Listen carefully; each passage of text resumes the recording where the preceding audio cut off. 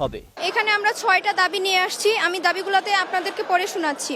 আমাদের প্রথম দাবি, শহীদদের সঠিক নাম ও তথ্য প্রকাশ করতে হবে। আমাদের দ্বিতীয় দাবি হচ্ছে আহতদের সম্পূর্ণ নির্ভুল তালিকা প্রকাশ করতে হবে। তৃতীয় দাবি হচ্ছে শিক্ষক ও ছাত্রদের, আমাদের ভাইদের উপরে যে সেনাবাহিনী যে হামলা করেছে সেই হামলার আমরা প্রতিবাদ জানাই এবং সেনাবাহিনীকে নিঃশর্তভাবে এটার ক্ষমা চাইতে হবে। তারপরে আমাদের ৪ নম্বর দাবি হচ্ছে নিহত প্রতিটি পরিবারকে বিমান বাহিনীর পক্ষ থেকে অবশ্যই সহযোগিতা করতে হবে। আমাদের পঞ্চম দাবি হচ্ছে সেনাবাহিনীর ব্যবহৃত ঝুঁকিপূর্ণ পুরনো প্লেনগুলো বাতিল করে আধুনিক প্লেন আনতে হবে। যেহেতু আমরা জানতে পেরেছি যে তারা যে বিমানটি ব্যবহার করেছে সেটি অনেক পুরনো ছিল, সোভিয়েত ইউনিয়নের আমলের ছিল, সেটা আমরা জানতে পেরেছি। তো এগুলাকে বাদ দিয়ে নতুন প্লেন নিতে হবে।